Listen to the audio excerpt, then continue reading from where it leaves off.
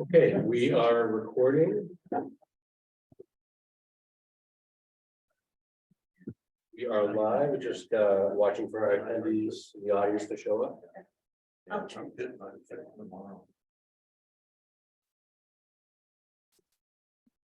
Okay, welcome everybody to the planning board meeting for January 4th. I'm going to begin by calling the roll. Alden Clark. Here. Beth Delisle, not here yet. Bob Cope. Here. Jamie Pennington. Here. Heather Rogers is going to be absent. Don Walters. Here. Richard Yeager, not here yet. And Rick Tainter here. So we have tonight on our agenda. First of all, we're going to begin with our annual election of officers. Then we're going to go into public hearings, and we have 3 public hearings tonight. Rob Thompson at 100 State Street for a special permit. Stephen J. Lewis, 2 to 6 Market Street, a special permit amendment. And Douglas DeShane, 22 to 24 Market Street, special permit amendment. Then we have on the agenda a request for minor modification at 3 Doyle Drive. However, we've got a request from the applicant to continue that to the first February meeting. First February meeting, yes. We have approval of minutes and other updates from the chair or planning director. So guess we'll begin with the election of officers. And just I want to begin by just going over what the roles of the officers are. The chair is obviously somebody who conducts most of the meetings. Also meets before the meeting with Andy and the planning staff to prepare for each meeting's agenda. And from time to time, we have other meetings on specific issues with the planning staff. Vice chair, very similar. The vice chair takes over for the chair in the chair's absence and does the same things that the chair does, meets with the planning staff and Andy before each meeting and meets periodically on specific issues. And the third officer is the secretary. The secretary has not too much to do, is responsible with the rest of us for reviewing the minutes for accuracy and conveying any edits to the note taker. From time to time, the secretary to review the findings and general and special conditions on a permit, especially in cases where the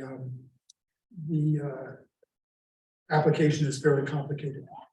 I've heard from a number of planning board members who do not wish to be considered for officer positions, and I have spoken with Bob and Alden about their potential interest. And I've been vice chair. I would like to move up to chair if that is the consensus of the board. And Bob has agreed to come up as vice chair and Alden as secretary. If there are any other members who wish to be considered for any of those positions, please speak now. And I'm sorry, I would note for the record, we have Beth Delisle and Richard Yeager have joined us remotely. And I should have mentioned that Beth has been acting as secretary for the last year, and she has indicated that she does not want to continue in that role. And I guess in that case, if there are no other nominations, I would accept a motion for that slate of officers. So nominated motion. Second. Amy, second. Thank you. So because we are hybrid, we need to do this as a roll call. Alden. Yes. Beth. Yes. Yes. Jamie. Yes. Heather's absent. Don. Yes. Richard. Yes. Yes. Okay, thank you. We will try to do our best to make you proud. Okay, the first public hearing is the public hearing for 100 State Street, Walt Thompson. And Walt, so I'll have the graphics here on the screen if you want to speak to it, just give whatever background you have. Pardon? Sorry, if you just want to give whatever background you have to the board, I'll have the visuals up on the screen for you. Oh, okay. Speak at the podium of the microphone. Oh, okay, thanks.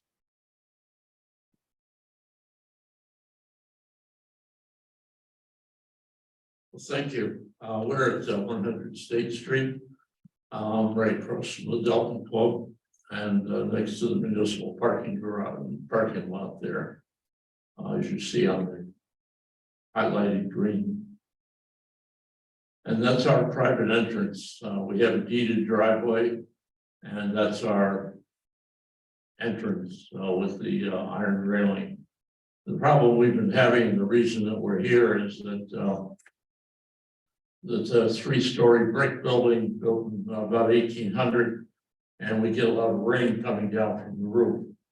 And it soaks us as we go in and out. So we've gone through a series of porticos. I think architecturally it's called a bracket. This was what we originally looked at. This is the building. Let's see where this is the front of the building. As you see, it has a portico, columns, a fairly flat roof, pitched over to the right with the downspout that leads off to the right. This is a view of our entrance. The front of the building and State Street is on the left. And what we're proposing is to address this entrance here with the roof and columns to mirror the front of the entrance. This is a look from State Street. The entrance that we're talking about is on the right.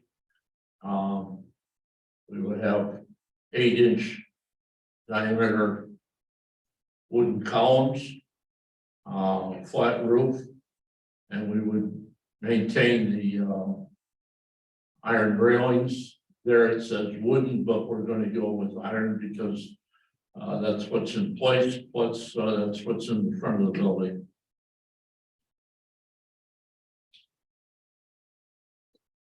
A little more on the dimensions of things.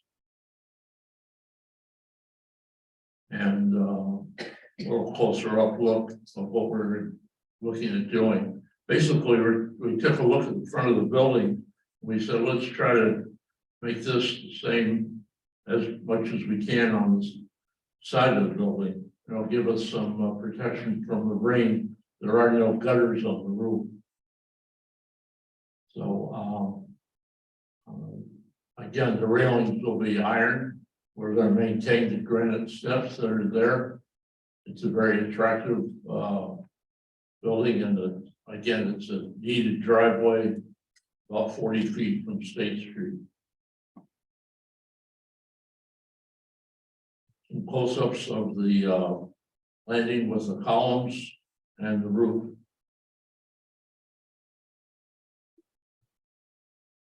Questions, comments? Questions from board members, Don? Sir, Kind of the perhaps my hearing aids are in for repair, so really. I have to listen very closely. I'm sorry, if folks could use we use the microphones, it'll make it easier for folks at home to hear. So thank you. Thank you. Turn this on first.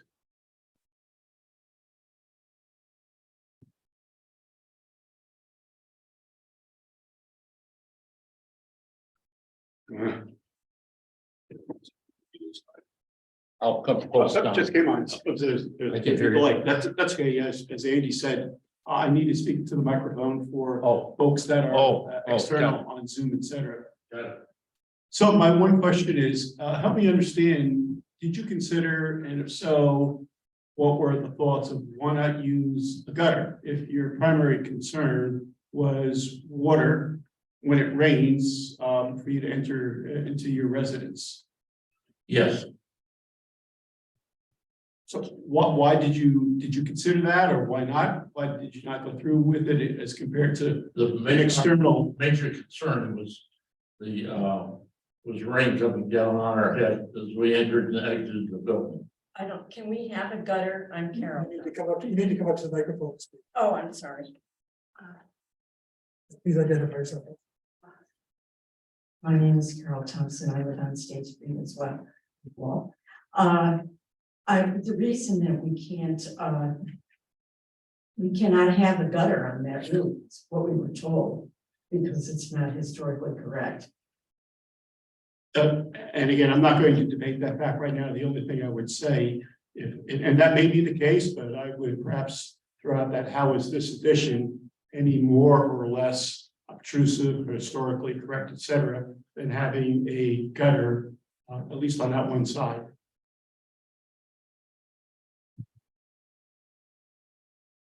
Well, there's more than just the rain coming down from the gutter, because it faces the north side. We get a lot of wind and rain coming in from the north.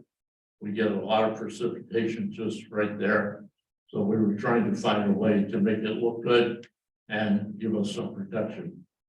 That makes sense. I'm not sure. No, it Yeah, does, and without the protection of the roof, we can't even get out of the door in the winter time. Because it comes straight down and it turns icy. And then we have our hand railing right outside the door, which we have to hold on to get down the stairs. And so, it makes it, and this is not really only makes it because if we go out the front door or the back door, that's not where our car is. And if it's icy, that's. So that's the reason that we wanted the roof. We have a diverter now that we finally got this year, right? Is that what it's called? Well, it's a diverter. And that has helped a little bit in terms of, it doesn't come straight down on the porch anymore. It goes to the side. But the roof would really help a lot because it's really difficult to maneuver there. And even in the summertime when it's raining, if you want to get inside with groceries, it's, it's anybody's guess how you're going to do that. Yes, the entrance goes right into the living room. There's no mudroom. It's the door, and then you're in the living room. So we're trying to get some protection. I hope that those answers done. Thank you. Sir, Just a couple of detailed questions, if I could ask. Andy, would it be possible to zoom in a little bit? Yeah. So I noticed that the two columns sit at different elevations in terms of the top of the steps. yes, they're asymmetrical, although when you look at it from the street, and if you've driven by the property, there are Mount Batten Jupiters between this doorway and State Street. Understand. And you wouldn't see the, You know, the point is, it's a little atypical. to have yes, columns. it's asymmetrical. It gives us, there's two benefits to that. It gives us a little more protection from the rain, and it also allows a little more space. That platform there is pretty much square at 4 feet on the side. And if we were to move that 8-inch column on the right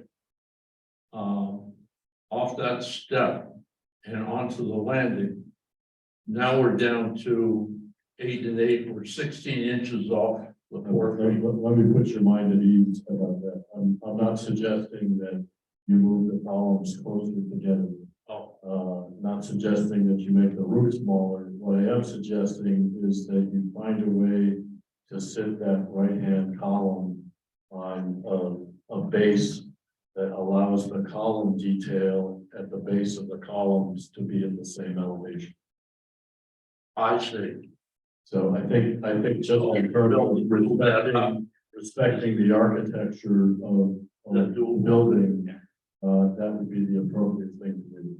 The second question I have is about the columns themselves and whether they are intended to be the same as the columns at the front. Are they the same diameter? Are they the same detail in terms of, not clear whether they're fluted columns or not, but are they intended to be the same in appearance as They're- the columns? They are 8-inch diameter, the ones in the front are 12. And in terms of the detail of the column, are they similar? They are identical. They're available to purchase like this. They don't have to be built. And we chose the smaller size in keeping with the smaller footprint. Understood. Okay, thank you. Any other questions from the board? There was one thing, Richard. Richard? Thank you, Chair. So I applaud that you're doing a wonderful solution and an elegant design solution for a wonderful building. So you all should be proud of that approach. If I'm looking at the drawings correctly, though, I'm seeing a downspout. Am I not? And that's my question or concern, is the downspout. Is that something that needs to be done, or can it, back to the question of the gutter, could a scupper be sufficient? It just seems for such a small roof plane to have a downspout for it is unfortunate. Whereas a scupper could probably suffice. If I understand the question correctly, you're asking about the size and location of the downspout. Whether the downspout is needed at all, or if a scupper would do the job for it, and so you wouldn't need a downspout. Well, we put the downspout in there because there's one on the existing front of the building, which has an identical roof. A roof with membrane on it. It's possible that a downspout is not necessary. But we put one in there because it was one on the front. Now I saw that it's a bigger roof in the front, and I'll defer to other members of the commission if they feel strongly about it or not. I was just raising the question. It just felt objectionable given the small size of the roof, but I clearly want it to be successful in what you're trying to achieve and don't want to micro design it.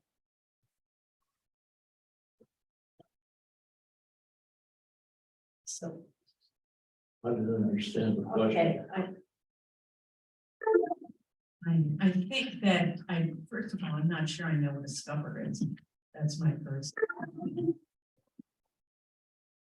Does anyone? I'll look to members of the board who can physically be there to try to describe it, but a scupper is essentially a gutter that extends beyond and allows the water just to free fall down. So it's essentially acts like a downspout, but without the downspout actually physically being there. I know what it is now. I just haven't had needs. Okay, so you're saying that we don't need to have that we don't have to have that, or I'm raising the question. I'm not sure what the historic rules are on this. I'm a relative newcomer to the commission, so people like Bob, you have a lot of experience on this and maybe have a thought to share on this. Well, I think Richard, what you're bringing up, it's not only the downspout, but it's, I guess what I'm seeing now is a gutter that wraps around that roof that connects to the downspout. Yes, you are. That's how I read the drawing. Yep. I'd like to understand what that detail is as well. Yeah. Is that a wooden gutter? Is that aluminum gutter? What's the intention there? It's the roof is slightly. The roof will be slightly tilted toward us, towards State Street. And it's a metal gutter that comes down and empties into the driveway, away from the building. As drawn, it looked like it was on 3 sides. Is the gutter only on the one side, the sloped side that the water is running to? I missed that. It looks as if the gutter, is the gutter on the side that's facing State Street, or is it on all 3 sides of the open? No, it's on the side that faces State Street. Oh. Because as we look at the building right here, on the right-hand side of the door are exhaust vents or furnaces. So if we had the downspout on that side, it would impinge on the furnace vents. So I think the question was whether or not the gutter itself on the, across the top there. Oh, that's all the way around. there's no, it's not a gutter, it's just an opening in the membrane that it's not like a gutter going around three sides.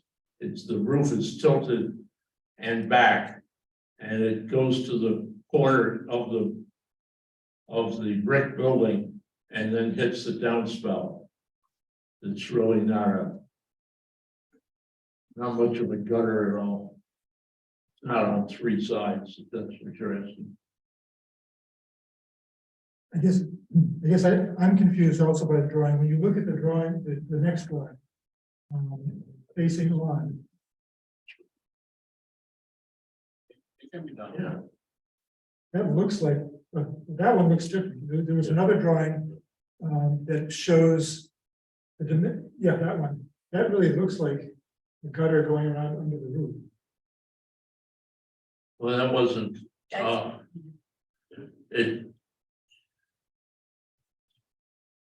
The two drawings actually don't match. I don't think. does it, The drawing before that doesn't have that gutter on It would seem that there is an inconsistency between the drawings, and I think the board is looking to make sure that irrespective of what's approved, there's consistency and clarity in whether or not the gutter is there, and if so, how it's detailed. So here, that's obviously we're hearing that the drawings disagree with each other somewhat, so we just want to make sure, I think at a bare minimum, there's clarity in what you're. is it that nobody likes having a gutter, or you want to know where the gutter is? No, I think I'm it- confused. We had, when we did this with the architect, we had several choices. And this was what we decided on the final one, and I'm wondering if perhaps they, put the wrong one in there. Because the gutter is only on the one side that faces State Street. And so that could be the reason for the difference, because they're not the same. I think the point we're trying to make is that you've gone to great lengths here to respect the historical character of the building. I want to compliment you on that. The gutter, which seems to be kind of added on to all of that, really detracts Okay, from that. Is not appropriate, I don't think, in this context, and I would really like to suggest that you look for a solution, as Richard is suggesting, that both eliminates the gutter and eliminates the downspout. And you would then be left with the historic detail that you have so carefully represented. Okay, as I understand it, then if we eliminate the downspout and anything that looks like a gutter, that would be fine. We just don't know what to do with the water. We could either tilt it towards the driveway and have it spill over. Maybe that'd be the most appropriate thing to have done. If it tilted to the right of the drawing in front of you, that way, like there, that might be that might solve the problem. I think if you go to the last image, that's actually what it shows. Is that the next one? So on the bottom there, it shows the portico roof pitched to drain water away from steps. So I think that's what you're talking about right there. So I think it's that next to last plan that confuses things. The plan before it, if this plan shows a gutter and a downspout, the plan before it doesn't show a gutter or a downspout. It just shows, I think, it's hard to say. Correct. Yeah, there's no gutter or downspout here. So I think this plan is what we're looking for. Right. Okay. With the addition, as Bob said, of adding a block under the right-hand column to bring it up to the same level as the left-hand column. Okay. Which, if I may, leads me back to my original thought that the clarity that this elevation is drawn would suggest that there is a slight pitch to the roof. It could be concealed behind the cornice, but it's pitched away from the building. I mean, it's logical to get the water away from the elevation. And that's when the idea of just one piece of gutter, the scupper that I'm back to, can catch all that water and then at that one corner, drop it so it comes down to the ground well away from the staircase. I'm sorry that I'm not there to be able to sketch out this solution, but it seems that that type of solution has been done on this type of building many, many times over and would be appropriately a detailed type of solution that's acceptable to this design. Okay. Any other questions or comments from the board? Anybody from the public who wishes to speak on this? If not, then I would request a motion, and I think what we've heard is to eliminate the gutter and downspout, to add the block to raise the right-hand column up level with the left-hand column, so that they're the same size. And then the question about how to deal with drainage, I think Richard's idea about a scupper, or how the detail of the pitch of the roof is probably something that is a little bit more detailed than we want to deal with here, and maybe leave that up to final review by the Office of Planning and Development. Sure, if I may ask just for clarification, the board would be approving the plan that does not show the gutter and the downspout. But as I understand it, perhaps allowing a scupper, if that's the desire of the applicant, Yeah. for the purpose of shedding. I mean, I think my sense is that the proposed right side elevation as presented to us, A 2.3, but not the proposed right side detail, and then the proposed plan views. So if we were to essentially remove the gutter and downspout from the proposed right side detail and add the block on the right side, that would be what we're looking for. Okay, does that make sense to you? Yes. It does. Yeah. Okay, thanks. So may I have a motion to that effect? So moved. Jamie? Second, Second. thank you. Okay, roll call. Alden. Excuse me. Oh, yes, Don. I'd like to Sure. discuss the motion for a minute. I just want to be sure that when it's written up, that we're all on the same page, that the inclusion of a scupper is strictly optional per the applicant. Yeah. Thank you. To be reviewed, and if so, to be reviewed by the planning office. And we will write that up. Understood, and well, just for your purposes, this will mean that the drawings that are referenced here are prioritizing only the one that is approved here, that you see on the screen. However, the written decision will clarify these two adjustments, that the removal and non-inclusion of any downspout or gutter, the allowance, if you would like, of a scupper to shed the water instead of that overhang, and the addition required of a block to sort of raise that column and make sure it's the same height as the previous one. But other than that, it is your plans as submitted. Okay. Roll Can I call. just interrupt for 1 second? I just wanted to note that last plan sheet that shows the pitch of the roof would need to change as well, I think. Change because you pitch away from the building, or? Is that not what we discussed, that we thought it should pitch That's away? what I'm- Because right that's now what it's I'm pitching towards suggesting. state. Yeah, that's what I'm suggesting, is that it pitches away from the building. You clearly have a talented designer and builder that can create that effect and still not have to have it be overly pronounced. It even be concealed such that the cornice is what you read from the street and you don't even perceive the pitch. So yes, you would, if the scupper idea gets accepted, that would likely suggest that the pitch changes. But again, I would leave it to the designer team to work out the logistics so it's functional and it makes sense. We're just trying to eliminate extra pieces to this design that are not in keeping. Right, but the office could approve a change to the pitch. Mhm. If that's so warranted, Right. right? Yep. Okay, in that case, incorporating that thought, Alden, Yes. Beth, Yes. Yes. Jamie, Yes. Don, Yes. Richard, Yes, Rick, yes. Okay, thank you. So, you'll see the decision from the planning office with that spelled out, and I can go from there. Thank you. Thank you.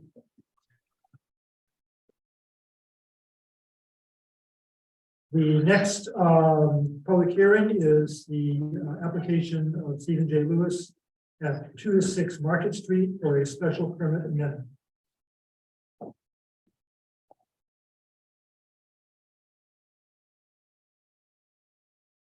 Happy New Year, everyone. Thank you.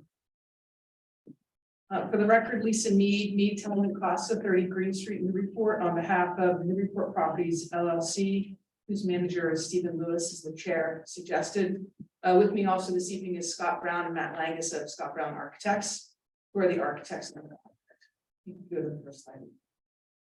So in 2019, the board might recall they granted an ITIF special permit to allow 6 parking spaces to be accommodated through the payment of an ITIF payment for the new mixed-use building at 2 to 6 Market Street. This is the building, the brand new building at the bottom of Market and Merrimack Street. For those of you who are not on the board at the time, the building consists of 5 residential units, and the original proposal also included 1,800 square feet of commercial space. So it's a mixed-use building. The parking requirements under the ordinance were therefore 9 parking spaces for the residential units and 6 spaces for the commercial use. The applicant at the time had proposed using a lift to accommodate 10 of the spaces on site with 1 surface parking space to accommodate residential parking. The as-built condition, however, if you go to the next slide, Andy, the as-built condition, however, the commercial space is changing to be actually 2,100 square feet. The actual ground level of the commercial space ended up being 1,700 and not 1,800. And the applicant is proposing to add a 400 square foot mezzanine in the area to accommodate the new tenant for the commercial space, which would be 1 tenant in the entire commercial space. That tenant is existing in the city of Newburyport now, needs more space and would like to move here. They offer high quality esthetician services, and we provided a letter from proposed tenant in our application materials.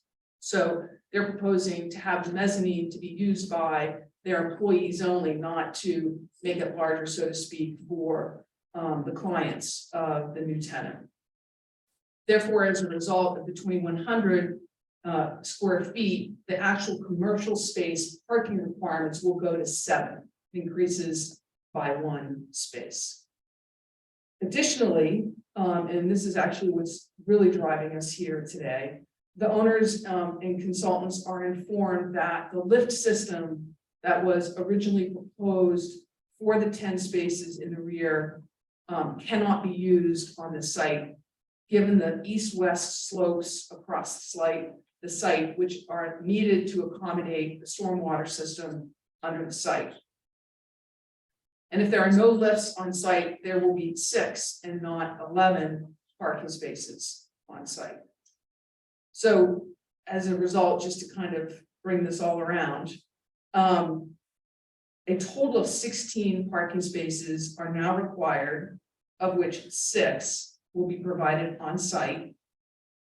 There are already 6 accounted for under your existing ITIF special permit.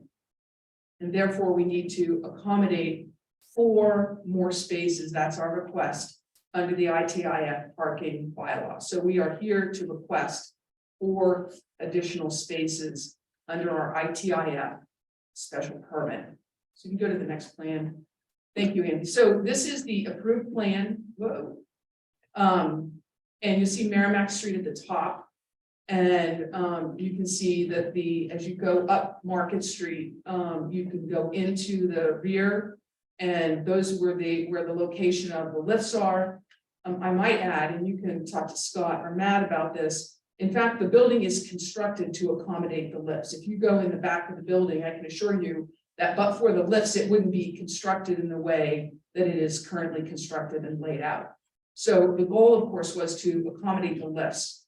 However, when the lift folks came out, because of what ends up being a slope of more than 3 degrees across the back, east to west, at different angles in different parts of the back, the lift system won't work. So that was the approved plan. If you go to the next slide, please.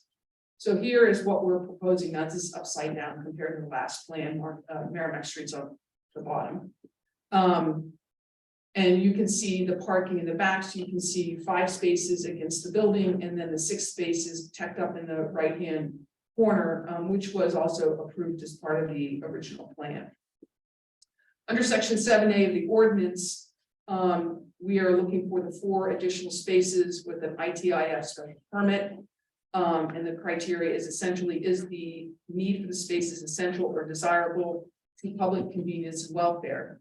Here, I have to assure you that the owner isn't coming back to you likely with this request. He was looking forward to installing the lift system. It was going to be very beneficial to his residential tenants. However, it's not possible to install the lift system physically, not possible to install the lift system given the slopes in the back and the various directions, as I've said, across the back area. And if you have more detail about that, you can ask Scott or Matt. So therefore, the lifts can't be installed in a safe and secure manner. These conditions and requirements for the systems were not known at the time of permitting. And indeed, as I said earlier, the design very clearly and the actual construction was built to accommodate the lifts in the back of the building. I want to add one other complicating factor here, which would have necessitated us to come back for a modification also, notwithstanding the ability to use the lifts. And that was the assistant buildings inspector's determination that he believes that a handicap space is required on site where one of the lifts were proposed to be, which would have eliminated one of the parking spaces. We vehemently disagree with the building inspector. The code, which I provided you copies of, clearly says that you don't have to provide handicap parking space if you have between 0 and 15 parking spaces. In both instances, we had well under that. We had 11, and now we're proposing 6. Notwithstanding that, the building inspector was insistent that a handicap space be provided if he were to issue a certificate of occupancy. We do have one of the residential units occupied right now. And so instead of going through a 6 to 9 month appeal of the building inspector's determination to either get a variance, which would not be required, or to the Board of Building Commissioners, the applicant put the handicap space on site. And so we're here asking for an ITIF special permit for an additional 4 spaces. We believe that according to the criteria, it's desirable, provide commercial space that is usable and meets the needs of high quality tenants in town. And of course, it's desirable and essential not to install a system that would be unsafe. And certainly the residential spaces will continue to use the on-site spaces, of which there will be 6, and there are only 5 units. And so that would be at least 1 space per residential unit. The remaining spaces would be accommodated through an ITIF payment. And that's my presentation. I'm happy to answer any questions, and Scott and Matt are also here to answer any questions. Thank you. Questions from board members? Alden. Yeah, question just concerning the handicap space. That seems to be required due to the commercial square footage.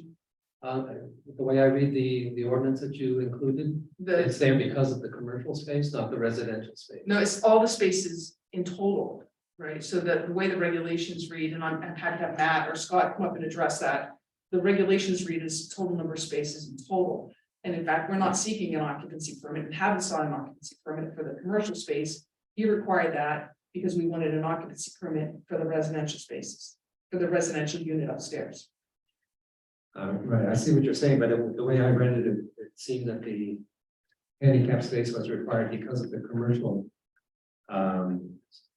space that is present. But I'm just gonna confirm that the spaces there at the site are Oh, all designated for residential, not for the commercial. that's correct. So this seems an odd just. And that's the way the decision was written as well. Okay. Other questions? Um,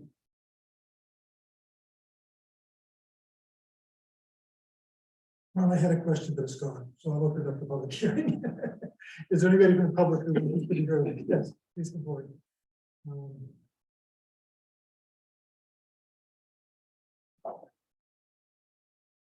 Jim McCauley, 27 Storybook Drive, Newburyport. I'm also a Newburyport City Councilor, sit on the Public Safety Committee, which oversees parking. We have a bit of a conundrum here, and it's one of the reasons that I attended tonight. While our ordinance says that parking can be accommodated by paying into the fund within a municipal site, none of our municipal buildings, municipal lots allow for overnight parking. The only exception being a small section of the intermodal garage that's currently full.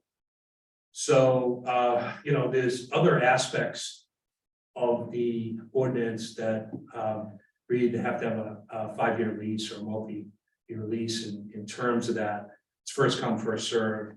But again, as I mentioned, the bottom part, that is where overnight parking is allowed, is full. And so I'm here to figure out how you guys are going to address this and handle it, because I do think that the ordinance itself needs some updating and some clarification going forward. I do think that if we talk about the intermodal garage and we talk about long-term plan on this, the garage may be sold at another time. So that's not necessarily on the horizon today, but it is certainly part of the discussion that we talk about quite often in trying to accommodate growth within the city itself. With those things in hand, I think granting an additional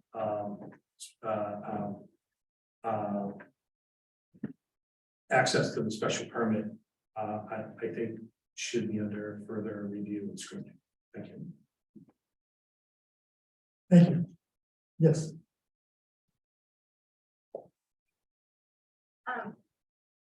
Hi, my name is Beatrice. I'm a resident of, Give me your last name as well. oh, Beatrice Kelsey Watts. I'm a resident on Market Street, and I just had a question for the extra parking permit spaces. Are those for on Market Street parking, or is it for in the garage? I don't know. They would be for a parking lot or garage. Yes. Okay, thank you.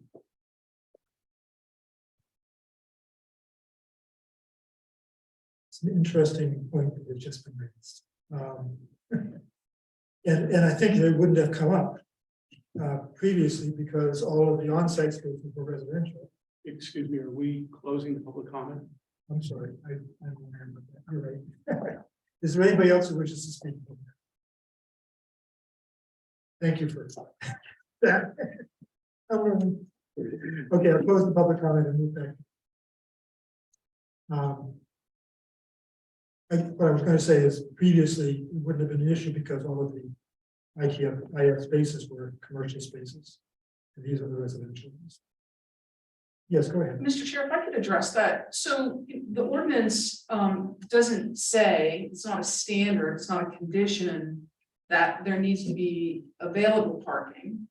Indeed, the ordinance says it doesn't guarantee parking, right? Very specifically. And if the city wants to change how it addresses the downtown parking, then they need to remove this section or change a section in the ordinance. Otherwise, the applicant has a right to rely on the ordinance. Indeed, one might recall that originally the ordinance prior to the ITIF area just said, if you're within 300 feet of a public parking facility, you get to count it as your parking. You don't, I mean, that's the whole downtown, and the reason the downtown is built the way it is, right? And so the idea was that with the construction of the parking garage and the creation of an entire paid parking system, and frankly, the concern about the development on Waterfront West, the ITIF system was adopted to be able to say, well, look, if you're gonna park in the downtown or build property in the downtown that requires parking, you should help pay for the provision of parking in the downtown generally, and just get parking however you're gonna get it. Right, be, first come, first serve kind of thing, right?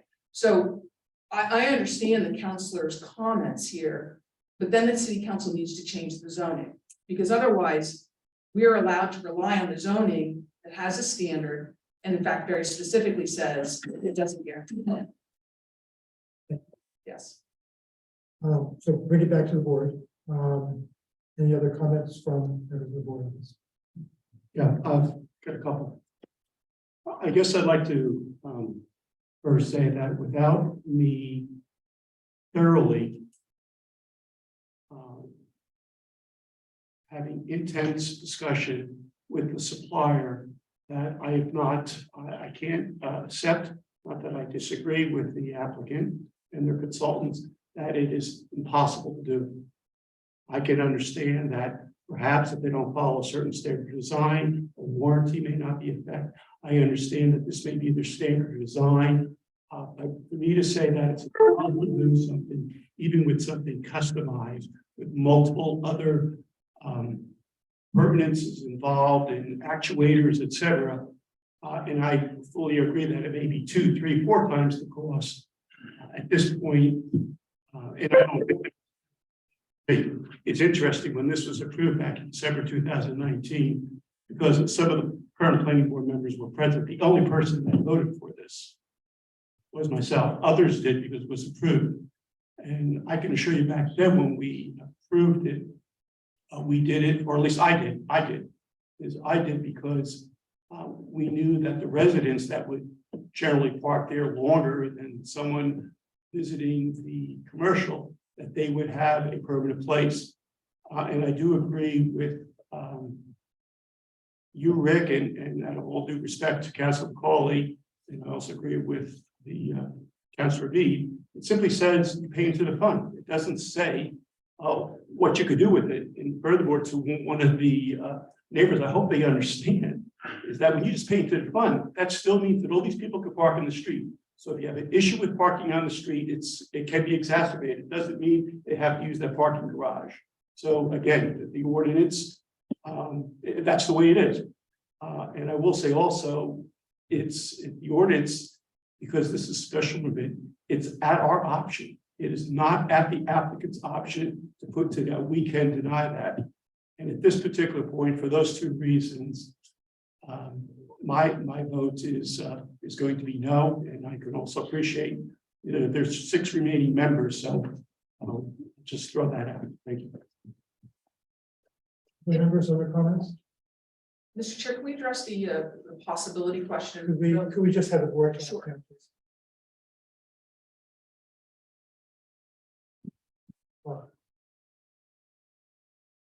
I would agree with Mr. Walters. I think there needs to be a lot more discussion about the stackers. Maybe it's not for the entire width of the site, maybe it's just some of the spaces. But I think you really need to show us that it's not possible to do that. And I would just follow up with that. I was looking at the minutes of the November 2nd meeting. I had actually asked for an engineer to confirm that the parking is impossible with the grades, and we didn't get that. We got an email from the vendor saying that his particular system wouldn't work. But I also, the minutes also say the engineer should confirm that the parking is impossible with grades and that there are no other alternate lift products that would work. So, and I guess I would go back to when we first approved this, and residents came out and were concerned about to make sure that people wouldn't be parking on the streets. And my feeling was they were concerned about overnight parking. And parking is most critical on the street. So that's why I said that the first thing that I said, which was that there's a difference between the commercial parking and the residential parking, from my point of view. That said, we're backed into a corner in a way here with coming in at the last minute with a certificate of occupancy being demanded, and we're the only people holding it up. Because of things that may not have been carefully assessed in the initial design of the project. I'm kind of a mixed mind about this at this point. Attorney Mead, I believe you said there were 9 residential spaces required. Is that correct? The number of residential spaces required are, yeah, 9, that's correct. So if there are 6 surface spaces, you've got to make the stackers work on 3 spaces. Right, we need the additional, just to clarify, that's correct, Mr. Cobb. And we would need the additional space for the commercial, increase in the size of the commercial unit, right? I understand that, Yeah. but I'm agreeing with the point that this is really more about the residential parking than it is the commercial.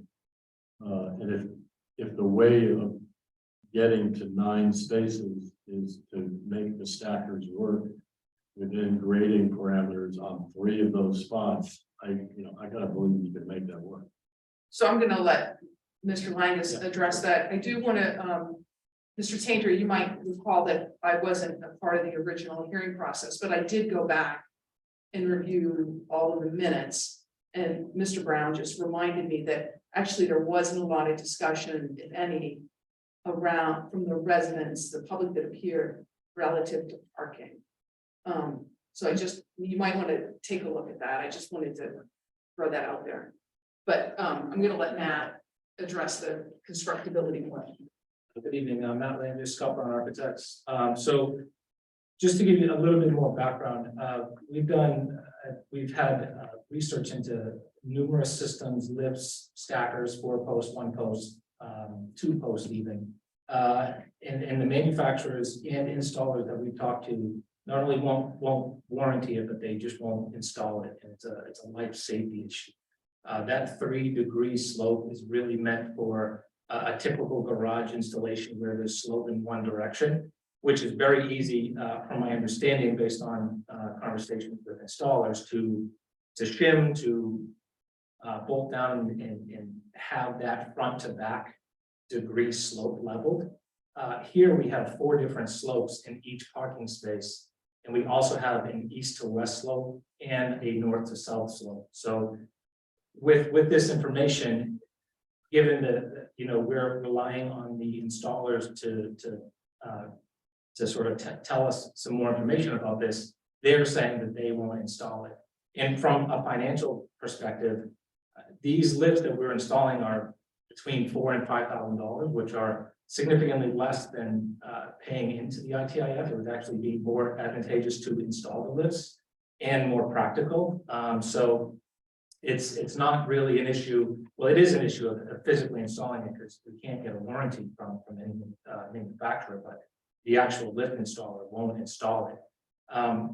So just to give you some additional background of how we got here, originally we had mistakenly understood that any sort of unmet parking would be paid into the ITIF. And that was something that was missed by the design team, saying that the lift system was required. So the moment that we found out that these lifts weren't going to work, which is actually well into construction, we thought this additional payment was under the original special permit. When we found out that the lifts weren't, that these slopes were going to be an issue, the back door, which leads to the stairwell, which there's 2 accessible doors back there. One is for the main residence and the other goes up to the stairwell. that door had already been set, so the choice was to keep that accessible door, which is required by code, or to potentially allow 1 or 2 lifts to go in a first spot or second spot. So I'm not even confident that that would have been a possibility, given the slope left to right and the dip that you would need to sort of experience with your car going in and off the site. Our understanding is with the grades that we would have had, you would have bottomed out with the car. So we've gone through extensive research. We spoke to numerous manufacturers. It's not just the auto stacker, it's 4-post lift, 2-post lift, and single post lift. None of which we're able to figure out a possible option to work because of how many different slopes we're working with. If there was just a left to right slope issue, then there would be a possibility of shimming one side or shimming one post. But because there's 4 different slopes, there's really no practical way to level all of that out and have these installed in a safe way. It's unfortunate and you know, it's a miss by us to not be here at a sooner date. But I'm not confident that even if we had the ability to raise that door in the back to a different elevation, that we would have been able to get the lifts at all.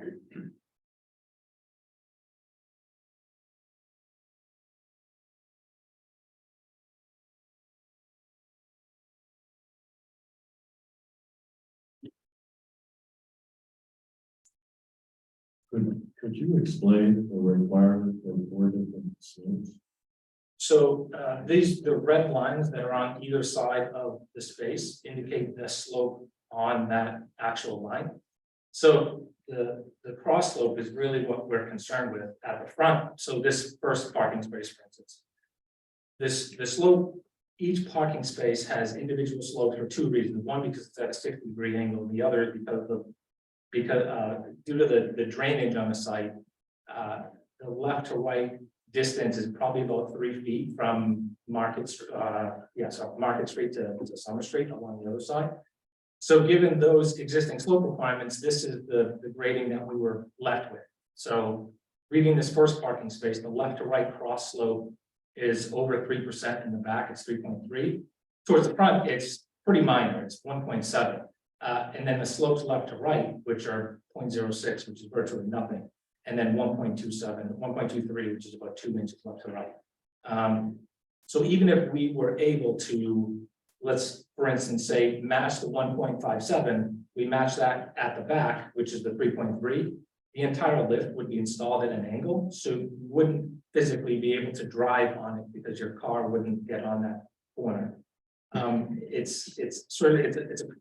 Each lift is, each spot is almost more complicated and worse the further you go along, but they all have a very similar issue to if it was installed and if it was shimmed as best as possible, there would still be a gap on one side of the lift because of the amount of slopes that are on the side.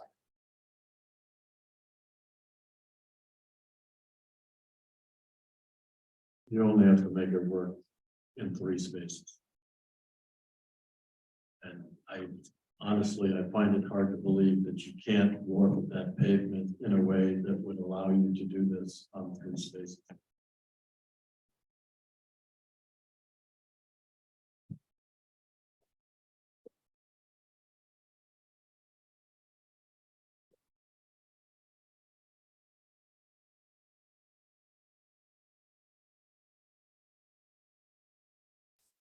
Suggestions from the boards? Sorry. Any suggestions from the boards that haven't received this? Does anybody want to make a motion? Vote on it, continue.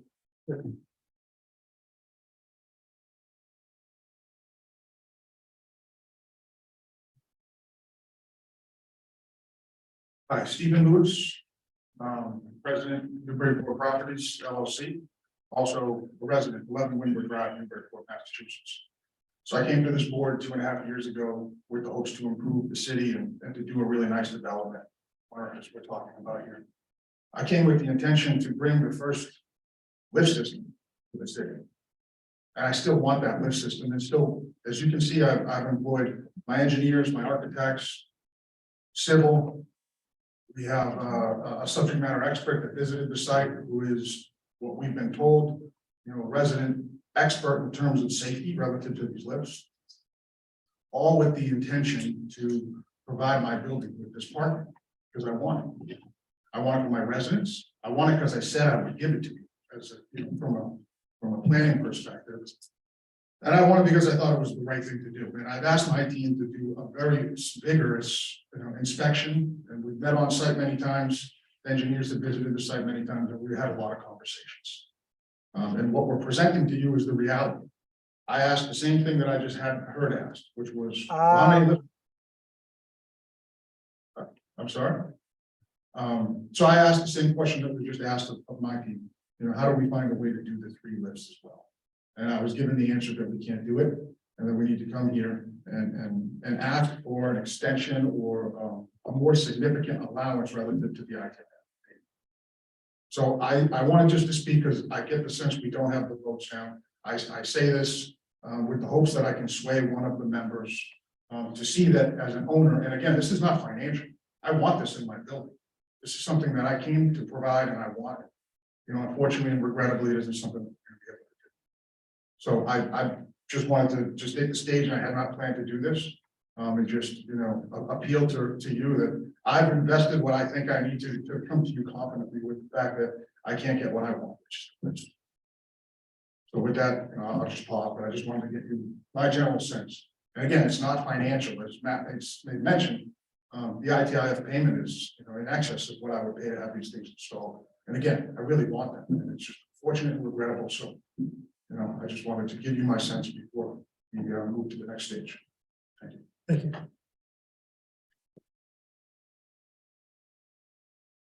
Richard, did you have something that you wanted to add? No, I did not. I apologize for any confusion. So just an additional question then, is there a presentation that the drainage can't be re-engineered in order to provide the level enough spaces for the lift? Is there some way to get that engineered so that each space is more level, even if they're stepped down as you go towards?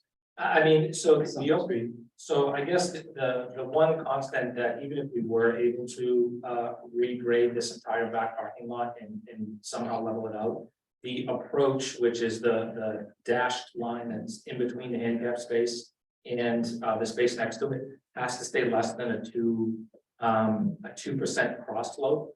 So that virtually has to stay the same, and that goes out, you know, along that 60-degree slope. So what if, and this is sort of probably a better question for the engineer, but my understanding is that it won't, only because we would need to come down a significant amount in order to beyond that, you know, that handicap spot, we need to come down a significant amount in order to get those remaining 3 spaces to be level. And the same thing for the first space. So I don't think that, because we can't change that middle space, we can't raise that up or down. It sort of locks us into what we can do to the left and to the right of it. So I don't think that even if we were to able to make the drainage better, I don't think it's going to change, unfortunately.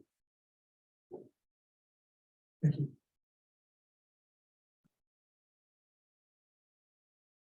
Guess we need to have a motion, one way or the other. But Mr. Chair, if you could, it would be all right for you to get a sense of the board before you take a motion.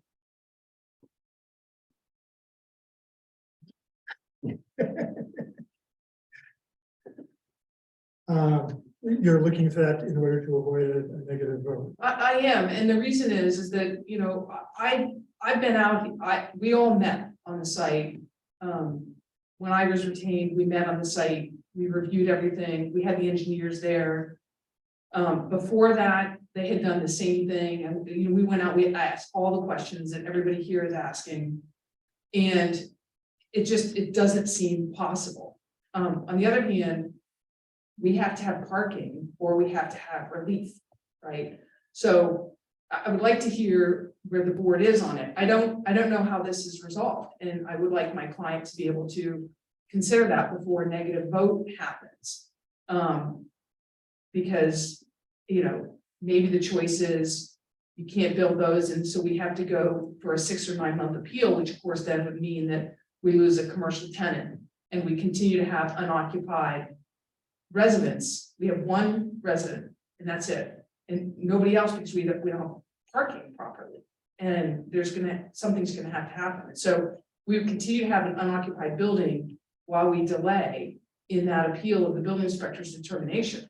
And that's a big decision to make. Let me talk about the cost of the ITIF payments versus the facilities. I can't have that done on the fly tonight. And so, yeah, I would like to respectfully request to get a sense of the board, given the work that we've expressed, that we've gone through to get to where we are today before a final vote is taken. How does the board feel about that approach? I guess there's two options. One is to look for continuance. The other is to get a sense of the board before taking a vote.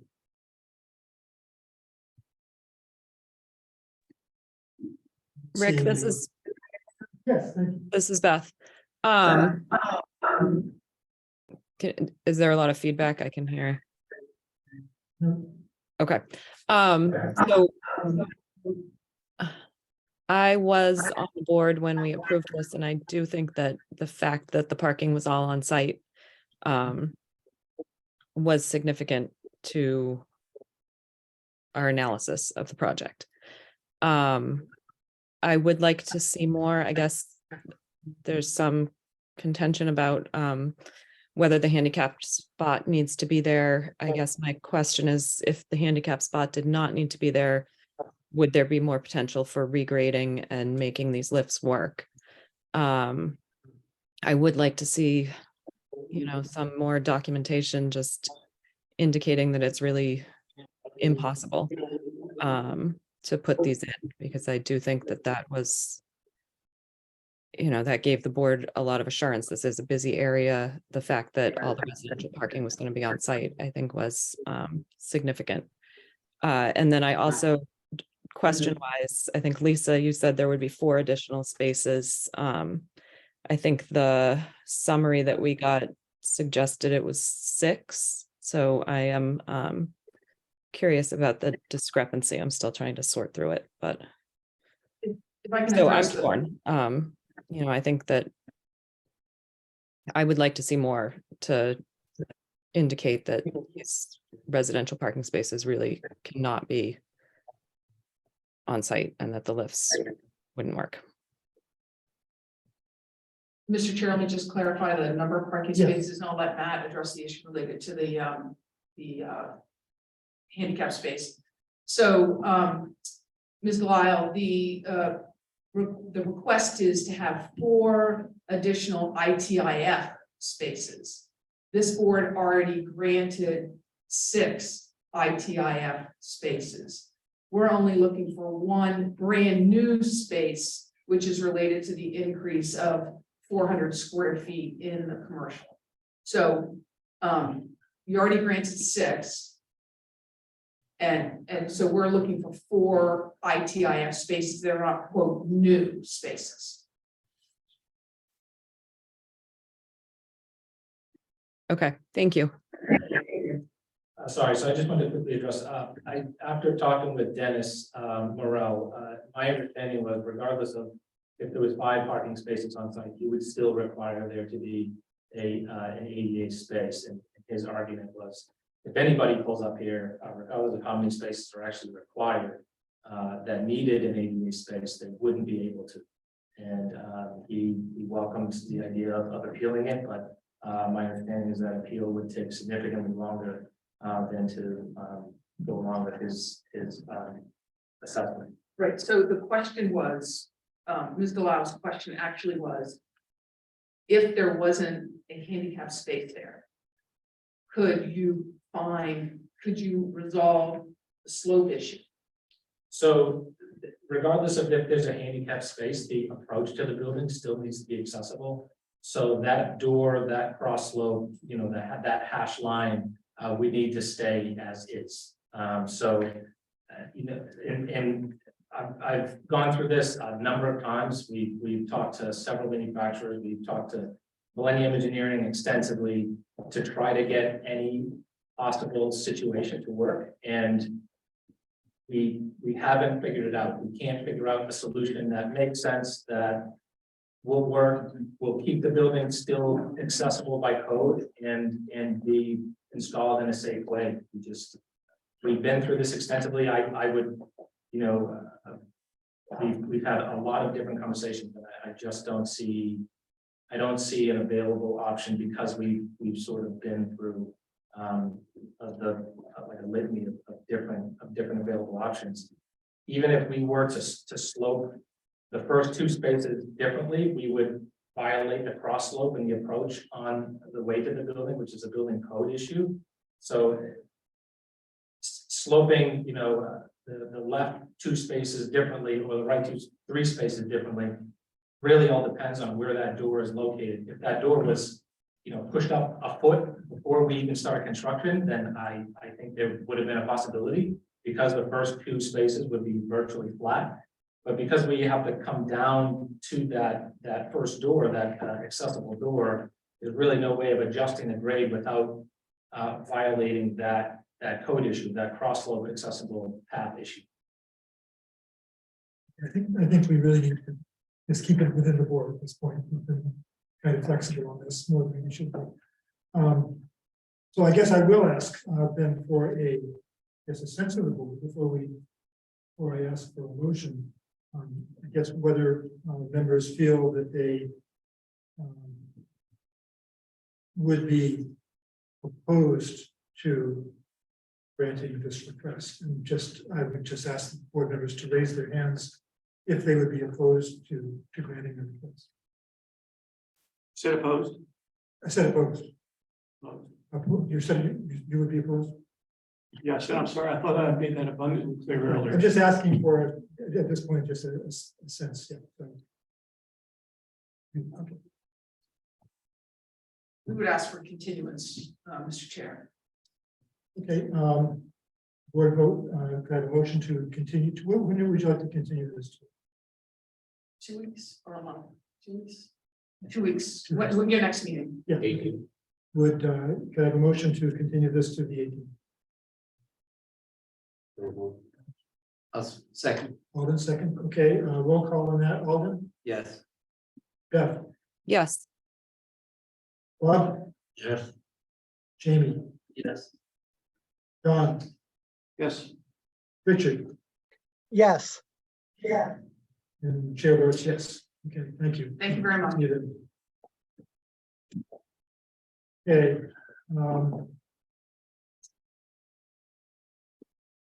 Our last public hearing is on the application of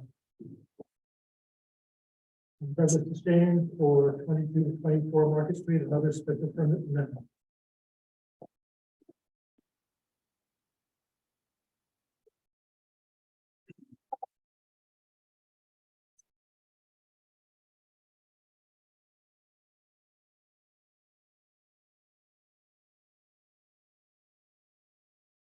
Chairman, members of the board, good evening, happy new year. Good to be in front of you again. My name is Douglas Deshane. I'm an attorney with Finner and Nicholson here in Newburyport, and I represent the owners of 2224 on Market Street. Can we have a button to? Just say next and I'll. Next, please. Again, Douglas Deshane, go to the next slide, please. To give you a project summary, and the board will recall that I was here earlier this year seeking approval of one parking space associated with the redevelopment of the Market Street Inn. So let me give you a quick summary of why we're here and what we're seeking. The developers are currently converting the property from its current use as a lodging house to the new use as an inn. You will recall that the building at 2224 Market Street and the building next door at 26 Market Street, and I'll show you a picture in a minute, but just to explain, they were connected some many years ago and has been used in its entirety as an inn type of facility, although technically it was a lodging home since the early 80s. So this has been a nearly 50-year ongoing use of this building. My clients went to the zoning board of appeals to get a permit to detach the buildings and to renovate the main inn building as an inn. We did get that approval. And so my current clients have detached the 26 Market Street, and they're restoring that to an allowed by right 2-family residential use, which I understand was its original use. In that process, as originally determined by the zoning enforcement officer, the planned conversion would require a special permit from this board under section 7A of the city's ordinances for non-residential off-street parking for one space. And this board was gracious enough to grant us that space. However, it has now been determined over the course of getting our demo permits and our building permits and starting the process, that while we do have 6 units in the building, and that's what we proposed to the board, we actually have 10 bedrooms. There are 4 2-bedroom units and 2 1-bedroom units. And therefore, we should have been required to have a total of 10 parking spaces, not 6 as originally thought. Our understanding, and quite honestly, the information that we submitted to the zoning enforcement officer did indicate 6 units. What we didn't indicate was that of those 6 units, a number of them had 2 bedrooms. And I guess there's no one to blame for that mistake, except to say that I'm personally responsible for filing and making sure everything was correct. And perhaps I should have seen it, but the bottom line is that my client certainly,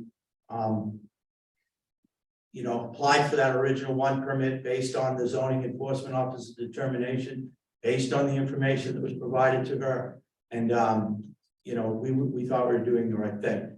And if you go to the next slide and explain what.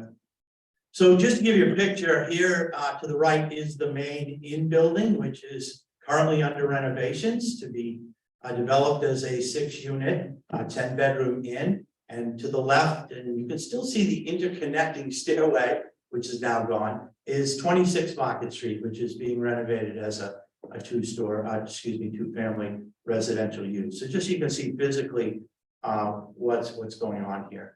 On the next slide, please. Our existing conditions, as I said, the property has been used as a lodging house, boarding house since 1980. And in conjunction with the 26 Market Street, had a total of 8 units with 10 bedrooms. However, in establishing the pre-existing non-conforming use, that the non-conforming use was a boarding house, making the lot pre-existing non-conforming as to parking, there was no off-street parking spaces, while 5 were required for the pre-existing non-conforming use.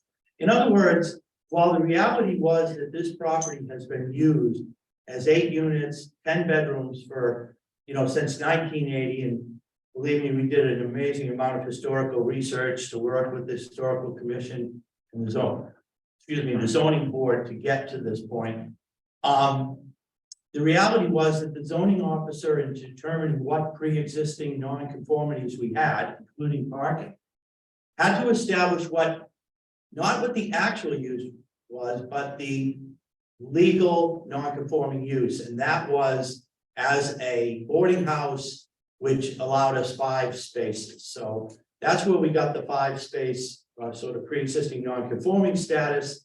But the reality is that the actual use was 10 bedrooms, 8 units. Now, why do I even mention that? And it's just because in those, in the 40 plus years, 43 years that this has been in existence, and operating with the 10 bedrooms, there's been no parking issues that I'm aware of. The former owners, again, they ran this for 40 years and they didn't indicate that they had any parking space problems, so. So at the bottom point, if you would, the building has been determined by the zoning enforcement officer to have a total of 5 pre-existing non-conforming spaces. And as I said, we originally needed a total of 6, so we came to this board, we received 1, so that we thought we were all set. But now that we have been found to need 10 spaces, and if you could grab to the next slide, you know, because the proposed inn will require 10 spaces, and because the inn is grandfathered as to only 5 additional spaces are required. However, we do have a previous special permit which allowed for 1, so we have 6. So we're seeking a special permit or an amendment to the special permit from this board under your parking regulation ordinance to allow for 4 additional required parking spaces to be off-site within the municipal garage with payment into the ITIF fund, as we did with the original spot. This use structure was lawfully existing in December of 2017.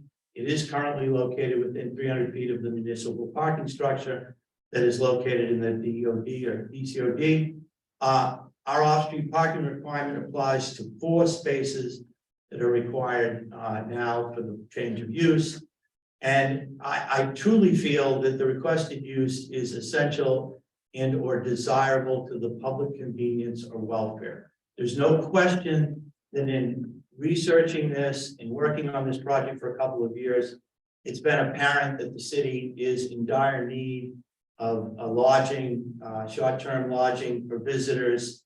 I know the city has done all sorts of things to try and develop, you know, hotels, motels, type of lodge inns type of settings. And this is a great opportunity for an existing structure, for an existing inn that is in significant disrepair to be repaired, restored, brought up to historical standards.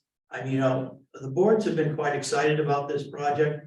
My clients, based on those permits, have purchased the property and borrowed in excess of $1.5 million to renovate it. And they are very excited to be able to provide this much needed and essential service to the town, to the city. But unfortunately, we've run into this issue. And so we're asking the board to consider providing us 4 additional spaces within the garage through your ITIF program. Be happy to answer any questions you might have. I do have a picture of the site plan and a picture of the building if you feel those are necessary. Thank you. Questions for members of the board? I have a question just about the history of this. When I look at the decision from April 20th, one of the conditions was, or the condition, the special condition, was prior to the issuance of a building permit for the proposed project, the required intermodal transportation improvement fund payment should be processed with the city in accordance with section 7A of the Newburyport zoning ordinance. Proof of such payment should be part of the application for said building permit in relation to this project. Now, given that the building is under renovation, as I understand. We're in demolition. Okay, so you haven't received a building permit. Not that one. When you said, No, yeah. when you said it was in process, I thought you meant. Right, as you. So can that's imagine, that's how it came up. It came up because an application for a building permit was submitted and the new number of bedroom issue came up. I believe, again, the zoning administrators view this evening, that's how it became apparent that the bedroom count wasn't adequately covered during the prior presentation and application. And just to clarify, as you may have heard in the previous presentation, you're not getting parking spaces in the parking lot. You're getting the payment into a fund Understood. because you're near the parking lot. Are there any other questions or comments at this point before I open it up to the public? If not, then is there anybody in the public who wishes to make a comment or to ask a question? Please again state your name and address. My name is Eric Schoberg. I live at 28 Market Street. I don't know anything about town ordinances, but is the idea that the payment into the fund means that like the people staying at the inn could then park on the street? It wouldn't necessarily be the garage. Is that what you're saying? Correct. As the city councilor pointed out earlier, Okay, it is not connected to a public facility. It's only, the way the ordinance is written is if a property is within a certain distance from a public municipal parking lot or garage, then there is the option for the property owner to make a payment into the city's parking fund.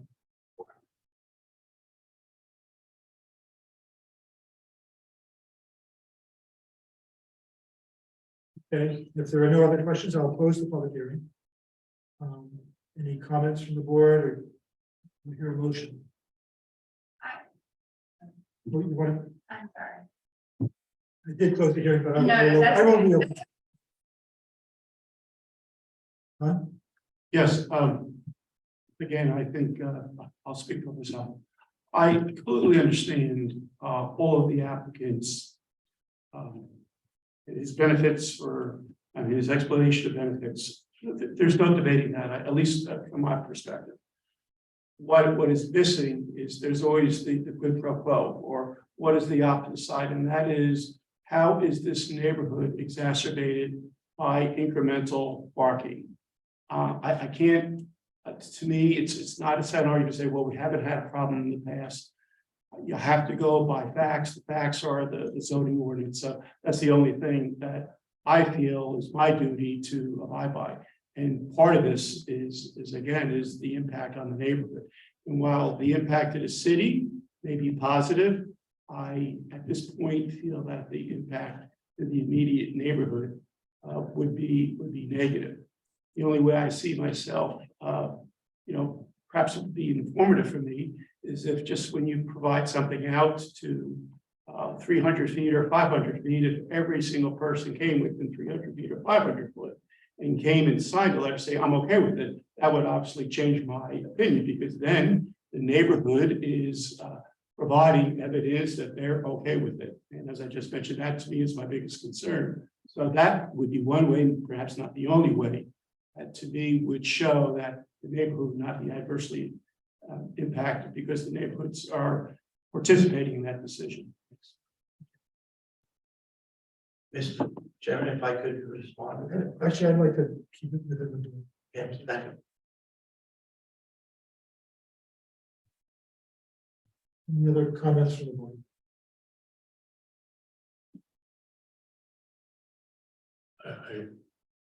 I guess I don't disagree with what Don is saying, that, adding 5 cars to crowded residential streets is something that we have talked about in the context of other discussions extensively. And, I think this is the same thing all over again.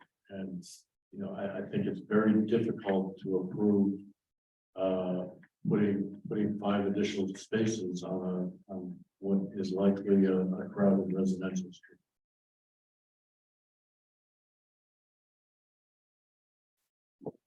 Five additional cars.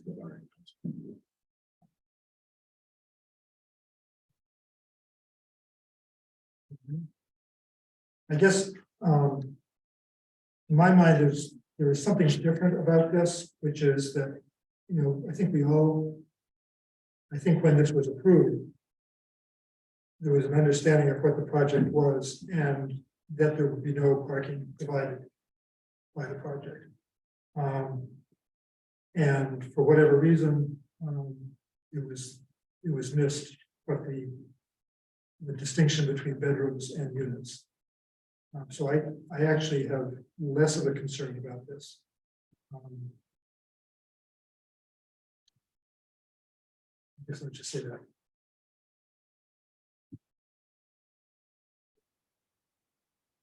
I guess if there's no other comment, we go to well. Could we look at a site plan? Do you have a site plan? And that was submitted with part of your materials? I believe the last page of the submitted this handout is Oh, I'm sorry, yes, you did have it there. And I actually have hard copies of that if members would think it'd be easier to see in hand.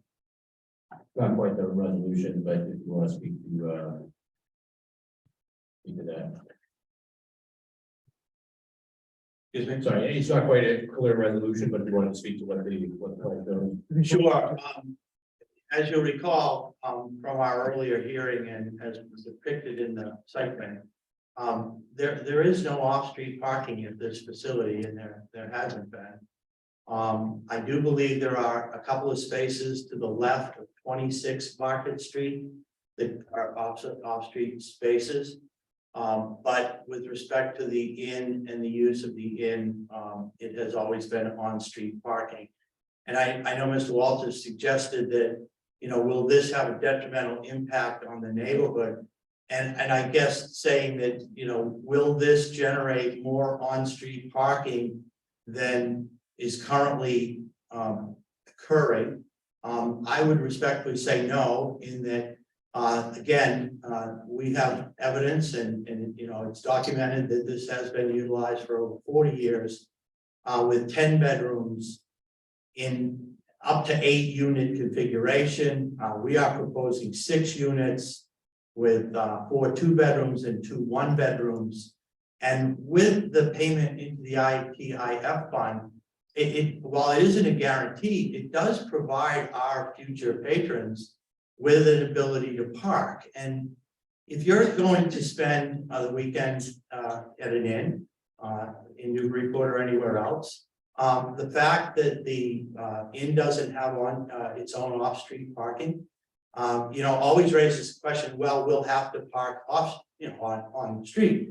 But in this case, we have an opportunity that there is a municipal parking garage 300 feet away. And if I'm coming to this inn from out of town, I'm certainly going to ask, well, where do I park? And I'm going to be told, well, there's limited on-street parking, but oh, by the way, there is a municipal parking garage within 300 feet, which is the perfect solution. So I don't think that granting these additional 4 spaces is going to result in detrimental impact in the neighborhood, especially when that is weighed against the fact that the redevelopment of this property, the disconnection of 26, the beautification of this building, and the creation of another high-end inn type of facility, it's going to have a beneficial impact on the neighborhood. I think we're going to have a very different clientele than has been potentially utilizing this facility for some time. There won't be the long-term kind of rentals that may have occurred during previous ownership. This will become a high-end, inn that people will utilize when coming to visit the city. So I think overall, yes, I don't think we're requiring any more on-street parking than has been in effect for 40 years. So I respectfully don't agree that allowing this to continue with 10 bedrooms with this payment into the fund is more detrimental at all. In fact, I think it helps to address the parking demand that has been associated with this building now and will going forward. We're providing an opportunity for those people. And I think that was the general basis of the ordinance to begin with. We're a city and it's tough. Parking is always the biggest thing, but we need to support, this kind of facility in the city. And I think we can do this without having detrimental impact to the neighbors. Thank you. Could I just ask, is overnight parking allowed in the garage down the street? Sorry, I'm not the parking clerk, but I believe the garage allows that. I don't know for the parking lot, and I think Councilman McCauley may actually look at this. If I may, Chair. Could you come up to this? Sure. There's 2 things here. We have passed an ordinance that for inn guests, we have a $15 overnight parking pass that they can purchase through the clerk's office that will allow them to park overnight.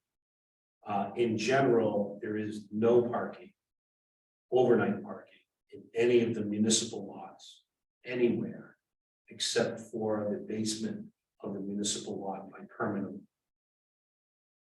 Can you clarify on that $15 a night thing for the inn, is that for lots and garage or only for the garage?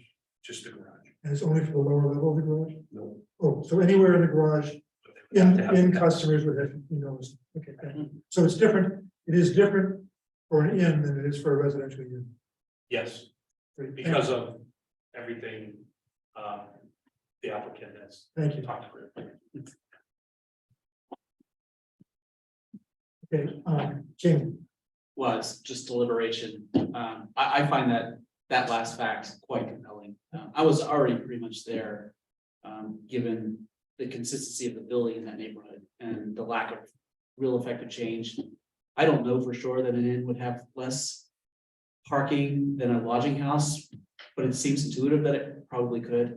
At least there's no intuitive sense that it would be greatly expanded. So I would support this, and that last fact just really seals the deal for me. I think that's, I didn't know that, so it's really good to learn that about the city. That's a good policy that we have, so I'm in support of the application. This is Beth. I would agree that the fact that overnight guests can park in the lot makes me more likely to approve the request. I was just curious, Andy, I don't have the parking information in front of me, but I'm just curious what the basis for a boarding house with 10 bedrooms only requiring 5 parking spaces versus an in-use requiring 10. So I gather that in-use is based on the number of bedrooms.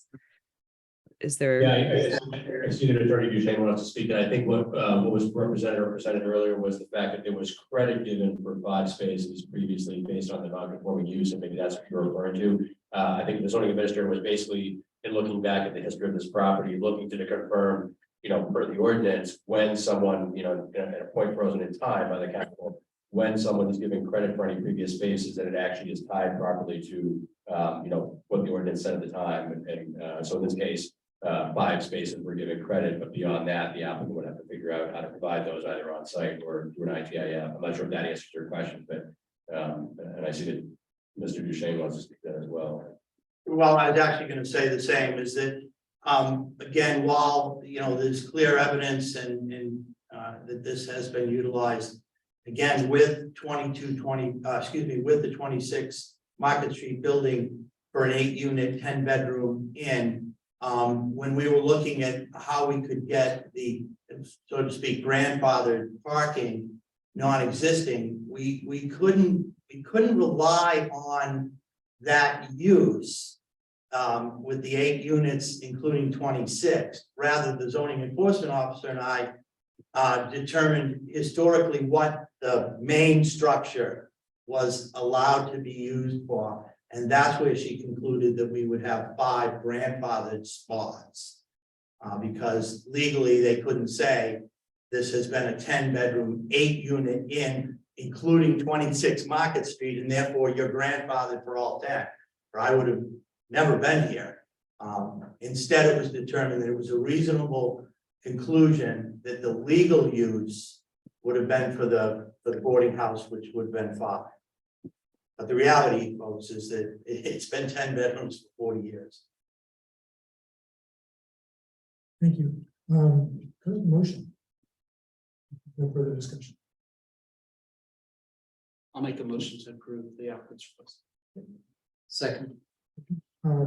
So we have draft findings in the staff report.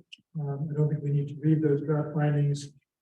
Basically, the bottom line is that we would be changing the previous special permit from an ITIF for 1 parking space to ITIF for 5 parking spaces. And I assume we would be using the same dollar amount as in the previous calculation of 7,000. Yes, and actually, there is actually boilerplate language we use for the ordinance because of the CPI index increase. So we would just use that standard language, thereby allowing the zoning administrator to verify, properly if they provided that as well. But it won't be below whatever the dollar amount, I saw the dollar amount earlier. 7,000. 7693. Yeah. Correct, correct. Okay. We have a motion and a second. Any further discussion on the motion? If not, I'll call the roll. Alden, Yes. Beth, Yes. Bob, Yes. Jamie, Yes. Don, Go. Richard, Yes. and the chair votes yes. So thank you. Thank you, Mr. Chairman of the board, and again, happy new year. Thanks. The next item on the agenda is the request for minor modification of 3 Doyle Drive, and as previously stated, there is a request to continue that to The first of February, the first meeting of February. right? Do we need a motion for that? You don't technically it's a modification. I would suggest that for the record, just motion to continue this item, but it's not actually a hearing, so it's not really necessary. Let's go ahead and do it just for short. Could I have a motion to continue this request for minor modification to the first meeting in February? Okay, thank you. Second, great. Roll call, Alden. Yes. Excuse me, I have a question on that. Yeah. Do you mind reminding me, did we vote on whether this is a minor? I don't think So so. that still is. That's still a request. Okay. Yeah. Okay, Beth, Yes. Bob, Yes. Jamie, Yes. Don, Yes. Richard, Yes. and chair votes yes. Okay, thank you. The next item is the approval of minutes, and frankly, I haven't had a chance to review. I'm sorry, I sent them late. I know. I apologize. So I would request that we just defer this to the next meeting. We have a chance to look at them. Are there any other updates from the planning? Just a reminder, I think some of us have already spoken about it, but the DHCD guidelines for MBTA communities, trying to kick off that discussion a little bit more in detail now. And this month going into February, we have a period of time in which to amend the zoning ordinance, but that's obviously some work. Office, planning board, city council, and others to have some discussion, stakeholders about, what's the proper zoning amendments to make to satisfy that statutory requirement, or regulatory requirement for DHCD. So, if you want to be involved with that, let us know. I know from this particular board, we talked about Rick and Alden being sort of, at least for that initial work, putting together some options, looking at what we think is realistic and reasonable and appropriate, and then circling back so that we can kind of, move things along more efficiently for everyone else, we'll have some options on the table and kind of work through some of those things in advance. There are some other zoning amendments, we can always talk about those. There's some housekeeping things we'd like to do. I made note of one tonight that came up that might be relevant for discussion purposes with the council. And then there's some other housekeeping things we'd like to sort of figure after the holiday season we pick up. I talked with Rick earlier about the fact that the board modification members would be taken up end of the month by the council referred to committee and so forth. That would create the mechanism by which the board's reduction would happen to 7 members plus the 12 minutes.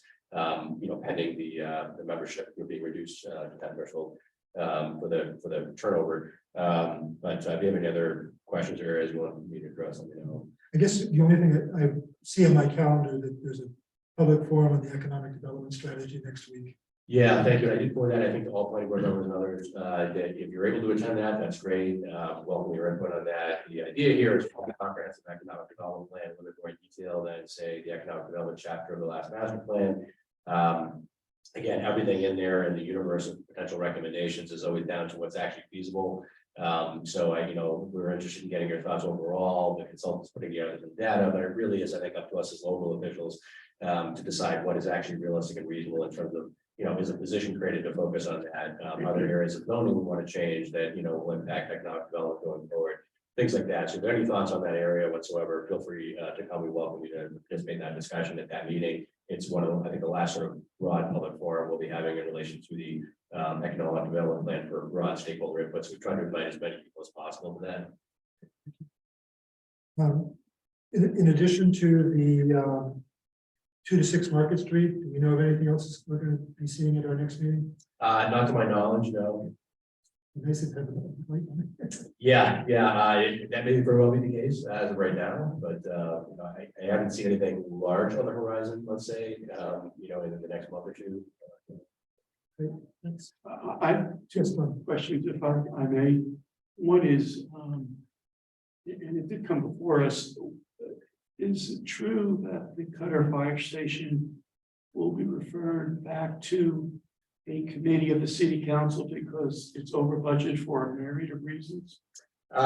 Yes, in synopsis, yes, there is a higher number now from the cost estimating, and that's partly a number of different reasons, the market, flushing out the design a little further, things like that. So the original estimate and the original appropriation by the council wouldn't be sufficient, and so we're expediting at least that discussion. We have to make a decision, I guess, whether or not we're going out the original program or if anything's being reduced. I suspect there's still a desire to have that project done for various reasons, for your timeline, but yes, they will be revisiting the dollar amount that's appropriated for the construction side of this. And then I guess my other question is on waterfront and west. Are you able to confirm that there have been some discussions between the developer and the mayor's office and or their staff on this? And if so, is there even a preliminary timeline when something might be brought forth to this board or to the public? That's a great question. I would have to say, I think after the holiday season, and I can't speak for the administration directly, but I think that our hope is that we would circle back with the development team. They had basically communicated back to the mayor that they had received some, initial feedback from the city about what might be viable. They're looking into that and wanted to circle back with their thoughts on it, but had not done so thus far. I think our hope is to get some feedback from them as to where that is. And at that point, I think it will be largely up to the administration, some council members, and obviously with input from others from the advisory group that the mayor has set up to determine whether or not it's appropriate in timing to bring anything forward, or whether or not we're still, too early in that there's too many things that are, not in alignment, let's say, between the development team and the city. Thereby bringing into question whether or not we want to amend the ordinance right away for any integration with them versus just for our own purposes. And I, just to follow up on that, we had our subcommittee meeting, our ad hoc committee meetings last summer and fall, and it's on me to actually put that into writing. I've done some work on it. I've started a bit of a presentation. I've requested a meeting with the mayor to talk about a number of things, and that's one of the things I'd like to talk to him about. But I think it's appropriate. We can talk about it at a future meeting, and maybe if we have a light meeting at our next meeting, we can talk about it then to see, to bring forward the kinds of things that we talked about in our ad hoc committee and some of the ideas and the kind of precedent, design ideas, design concepts that we thought would make sense. And I think there's a real desire there from the ad hoc committee, from the mayor, from the ad hoc committee, and from the attorney who's working with us to see how the ordinance amendments or language that has been worked on by the subcommittee here, how that might integrate into sort of the assumptions, let's say, about what would be viable here from the zoning amendment, from the permitting process, design guidelines, how that would be sort of integrated into what they've already been discussing. I think that for me, the hardest part is putting into words the design concepts. And so, I think we can show pictures, but ultimately the ordinance has to have words. And so we need to figure out how to do that. Well, I'll come up with a draft and discuss it. Could be a combination. Well, it will be a comment. We'll have to have pictures. Definitely will be pictures, but ultimately you need to have text.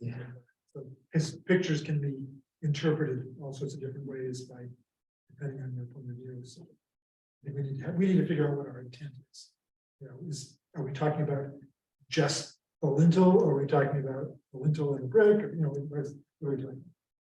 Sorry, if I could one other mention, maybe. Sure. Well, I think I mentioned previously working on the housing production plan update. That's our affordable housing plan. The state calls it housing production plan now. Same thing. The idea being that we actually have to make an effort every year to try to produce housing units, not just create a plan for it, but actually produce them.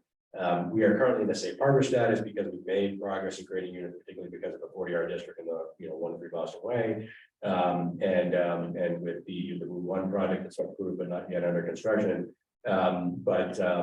But we do need to look at the housing production plan and have that updated again. And so we're unsuccessful in getting any consultants to submit proposals that were within what we needed in our time frame. So we're actually planning on working with the regional planning agency, following a larger umbrella they're already working on. We were originally expediting it to try to do our own timeline and be a little bit faster than them. It wasn't panning out that way. So we'll be kind of rolling into the fold with them. It'll still be customized for our needs. And so getting input from the planning board is important, getting input from the housing trust is important, getting input from the city council, administration, in our office, and others is important. If you have any interest in getting involved with that, let Caitlin and I know, and we'll be working with MVPC as our consultant, so to speak, to develop that plan with all the stakeholders that you might expect. And just so you know, a couple of weeks ago, I was meeting with the staff at MVPC and talking about this, and they weren't really clear at that point about the city's need for to stay in safe harbor. And so they have a lot of flexibility. Overall, the project has to be done by, I think, June of 2024, but they're going to be prioritizing communities that need to get it done faster. Yeah, and one thing I would note about that, I guess, just to make sure, at least to the extent we come around the same page is, well, we could expedite that process a little bit with them. I don't know that it'll actually functionally make a difference at the end of the day, only because the certification that would be needed of that plan actually producing the units, well, it doesn't look like it's on trajectory to be there. So even if we were to have a valid plan on record that's approved by the state, which is great to have, that's only one of the prerequisites to getting the certification for the safe harbor status. And because we're not after the 40R district and what we've done thus far, because we're not continuing creating more units, and the census numbers, the 2020 census numbers being used will reduce our percentage a little bit. It doesn't look like it'll actually, even if the plan is produced, a few months later, it does not look like it's going to meaningfully affect our safe harbor status expiration, which is expected basically, I think, spring of 24. Yeah. I think just so everybody understands that, everybody may understand, the safe harbor is basically, it keeps us in control of our own zoning. And once we're out of that, then comprehensive permit projects can come in and override our zoning. So it's important to keep control of our planning and zoning, to have that in place as long as we can. I have a question or two on that.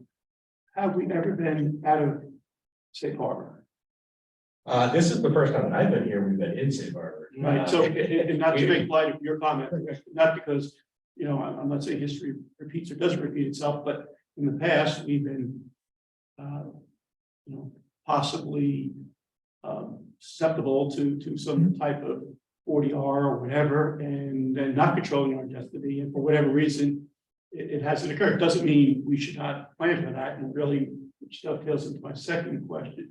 Assuming it is 2024, are you aware of anyone doing something to increase zoning for affordable housing? And the one that I've mentioned a while back to one of the city councilors, and my bad for not really following up on it, is it always has seemed to me that the old Kmart property, independent of the owner, of having some type of affordable housing facing Low Street or whatever would make perfect sense to me. But, and that's the only area that I know of any significant land mass or whatever square footage that we could do something. I'm just curious. It's great timing. You're asking your question actually, because Attorney Mead had actually called me today, was asking about the process with the MBT guidelines and the community guidelines.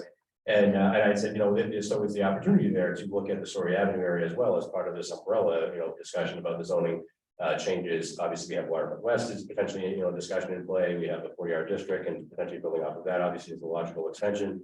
And we also have the Story Avenue area where we've had some discussion about it. We've talked about the benefits of adding some residential there, modifying that area over time, maybe. And so that is potentially an area that we want to look at as a extension that isn't necessarily even geographically connected, but is potentially beneficial to the city to change the uses that are allowed over there over time. And maybe this is one way to do that.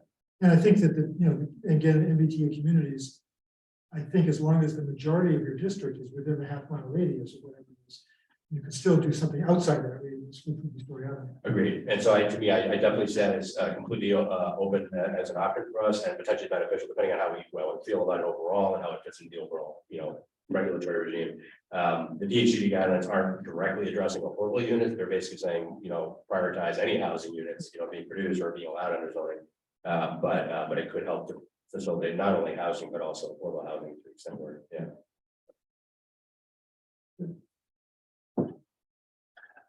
Anything else? If not, I have a motion to adjourn. So moved, Calvin. Second. Okay, Alden, Yes. Beth, Yes. Yes. Jamie, Yes. Don, Yes. Richard, Yes. thank you. And thank you, Don, for reminding me about.